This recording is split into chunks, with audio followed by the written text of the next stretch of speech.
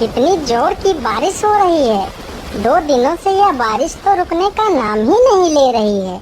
मुझे लगता है अब जल्दी ही मेरी छत से पानी टपकने लगेगा।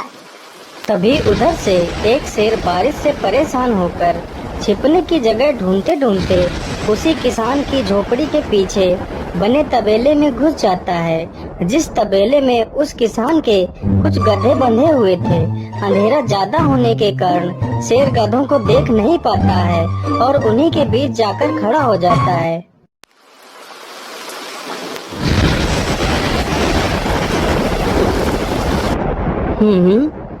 यहाँ से तो किसी मनुष्य की आवाज आ रही है। चलो चुपचाप बैठा रहता हूँ, जैसे ही यह आदमी मेरे करीब आएगा मैं इसे खा लूँगा।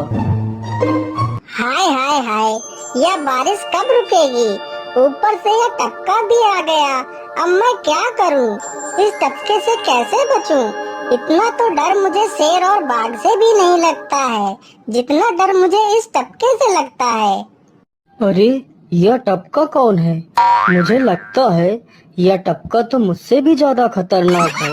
तभी तो यह आदमी शेर और बाघ से ज्यादा इस टपके से डर रहा है। चलो जल्दी से मैं यहाँ से निकल लेता हूँ, नहीं तो कहीं टपका ने मुझे देख लिया तो मेरी खैर नहीं। ओहो, अब मैं इस टपका से कैसे बचूं? चलो जल्दी से मैं अपनी मौसी के घर चला जाता हूँ।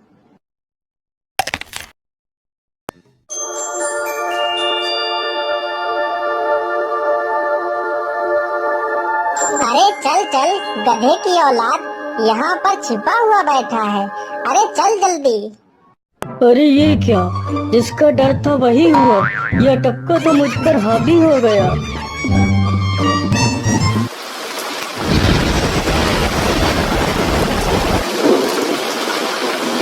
कैसे बचूं, कैसे बचूं? इस टपका से मैं कैसे बचूं? हे भगवान मेरी सहायता करो, मुझे इस टपका से बचाओ। मैं आज के बाद किसी प्राणी को नहीं मारूंगा। मैं मांसाहार छोड़ के शाकाहारी बन जाऊंगा। भगवान मेरी रक्षा करो। शेर को दौड़ते दौड़ते रात से सुबह हो जाती है।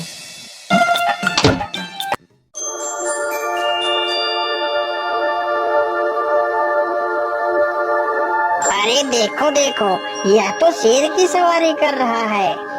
अरे हाँ, सच में ये तो शेर की सवारी कर रहा है। इसे तो डर भी नहीं लगता है।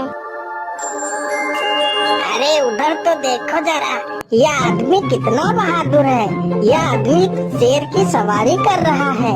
जिस शेर को देखकर हमारी धोती आगे से गीली और पीछे से पीली हो जाती है, यह तो उसकी सवारी कर रहा है।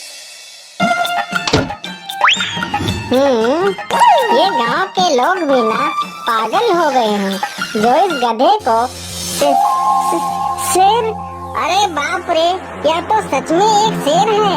हे भगवान मेरी रक्षा करो, शेर तो मुझे खा ही जाएगा। राम राम राम राम राम, अब क्या होगा?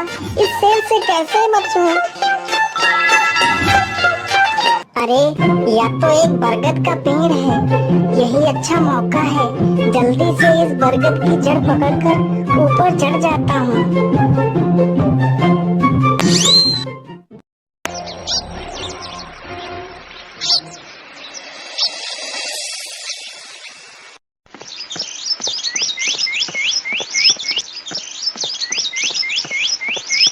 अरे शेर भैया, तुम इतनी जोर जोर से भागते हुए कहाँ जा रहे हो?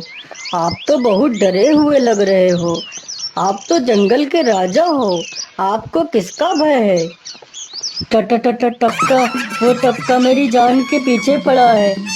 अरे शेर भैया, जरा मुझे बताओ वो टपका है कहाँ? अरे भालू भैया, वो टपका मेरी पीठ से उतरकर उस बरगद के पेड़ पर चढ़ गया है। उसने मुझे रात भर खूब दौड़ाया है। वो तो भगवान का शुक्र है कि मैं जिंदा बच गया।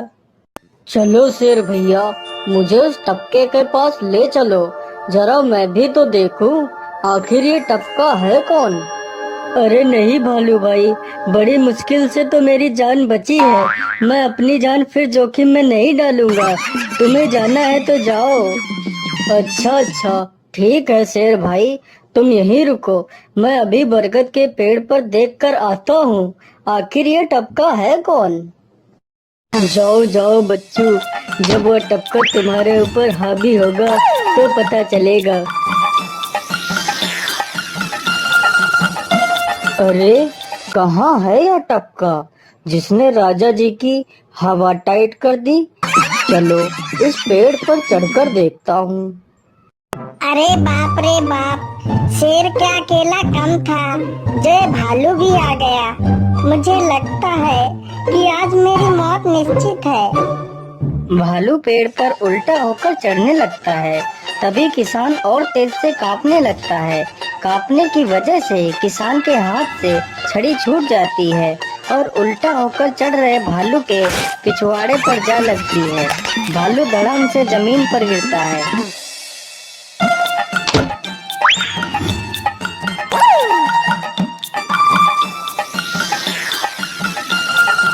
मुझे लगता है अब शेर और भालू दोनों भाग गए हैं। चलो अब जल्दी से यहाँ से निकल लेता हूँ। सारे राज्य में यह बात फैल गई कि हरिया किसान बहुत ही बहादुर है और वह शेर की सवारी कर लेता है। धीरे धीरे यह बात राजा तक पहुँच गई।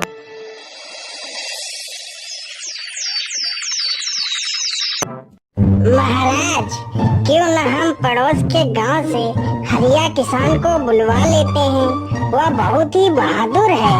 उसके बहादुरी के चर्चे तो पूरे राज्य में हैं। मुझे पूरा विश्वास है वह इस काम को जरूर कर सकता है। वह इस दुष्ट शेर को जरूर पकड़ लेगा। सैनिकों, हरिया किसान को आदर पूर्वक हमारे दरबार में पेश किया जाए। महाराज, आपने हमें याद किया। बताइए क्या बात है। मालिक, हमसे कोई भूल हो गई क्या मालिक? नहीं नहीं हरिया, तुमसे कोई गलती नहीं हुई है। यह कुछ लोग पड़ोस के गांव से आए हैं। इनका कहना है कि इनके गांव में कोई दुष्ट शेर आ गया है जो इनके पशुओं को उठाकर ले जाता है और उन्हें मारकर खा जाता है। हमने तुम्हारी बहादुरी के बहुत सारे किस्से सुने हैं।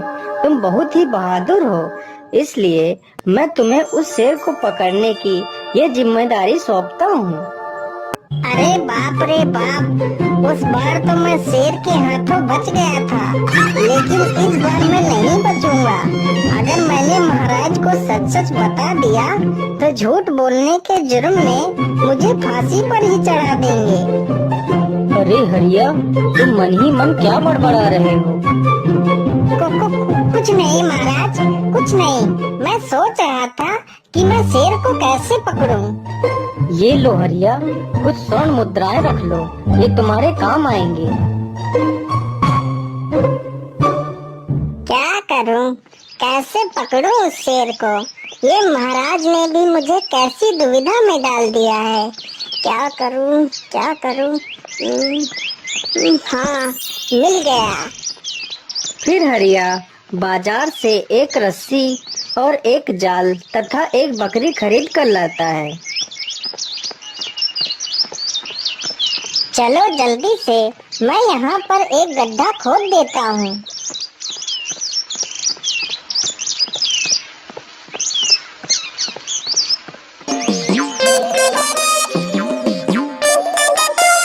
गड्ढा तो खोद दिया।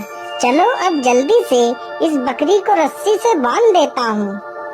हरिया ने बकरी को रस्सी से बांधकर गड्ढे में खड़ा कर दिया और जाल को लेकर पेड़ की डाल पर बैठ जाता है। थोड़ी ही देर बाद जब बकरी को भूख लगती है तो वह चिल्लाने लगती है। अरे, यह तो बकरी के चिल्लाने की आवाज है, लेकिन यह आवाज आ कहाँ से रही है? आसपास तो कोई नहीं दिख रहा है। मुझे लगता है यह आवाज उस पेड़ के पास से आ रही है। चलो चलकर देखता हूँ।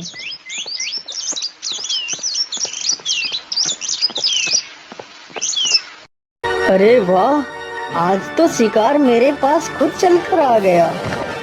शेर तुरंत ही बिना देर किए हुए गड्ढे में छलांग लगा देता है तभी किसान तुरंत ही बकरी को ऊपर खींच लेता है और जाल को गड्ढे के ऊपर गिरा देता है। शेर गड्ढे में ही फंस जाता है।